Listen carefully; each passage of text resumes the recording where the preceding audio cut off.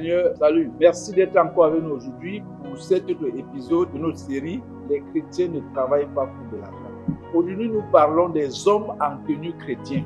Les hommes en tenue chrétienne, les militaires, les douaniers, les policiers, les gendarmes, les gardiens de prison, consorts, les hommes en tenue. Quelle est la marque du royaume que nos hommes en tenue laissent dans la société d'aujourd'hui? Est-ce qu'on peut reconnaître dans notre nation que dans tel corps, il y a les servants et les serviteurs de Christ? On les reconnaît comme ceci, comme cela. Nous recevons parfois quelques témoignages. Que Dieu bénisse ses frères et sœurs. Nous sommes aussi au courant des persécutions qu'ils ont.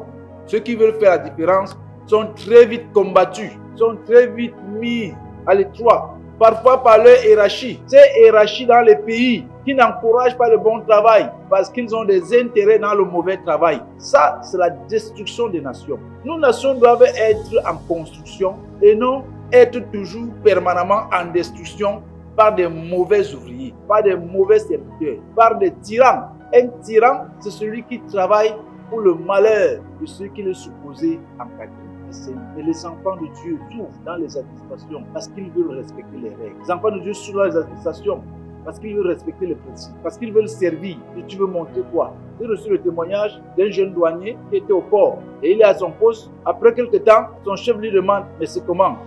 Tu ne m'envoies pas le dossier, qu'est-ce qui ne va pas ?»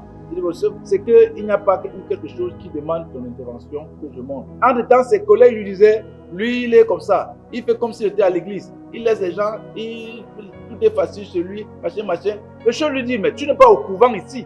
Mais le frère a souffert. Si quelqu'un vient et qu'il veut tirer selon les procédures normales, il devient mal vu par les autres membres du corps. Non. Si ça vous arrive en tant que croyant, la Bible dit, heureux serons-nous quand nous serons persécutés. Et combien de chrétiens acceptent encore aujourd'hui être persécutés à cause de la vérité, à cause de la justice? C'est nous qui devons amener la justice dans ce pays et dans ce monde.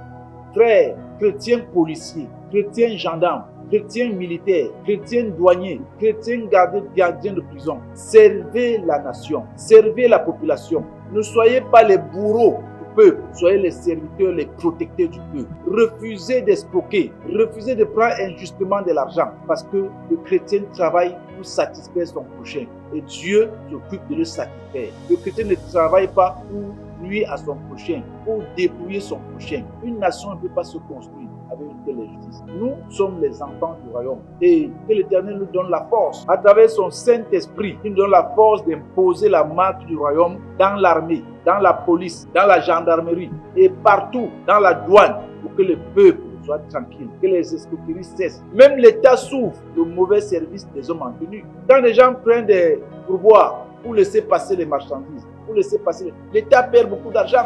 Servons notre prochain, servons notre nation et Dieu se fera de nous. Là où l'on recherche la richesse en oubliant Dieu, Dieu se fait. Là où on recherche Dieu en faisant le bon service, Dieu envoie la richesse. Que l'Éternel soit notre force. Merci de nous avoir écoutés encore aujourd'hui. Croyons que nous sommes en tenue, vont lever le drapeau du royaume très haut et que les nations soient sauvées au nom de Dieu.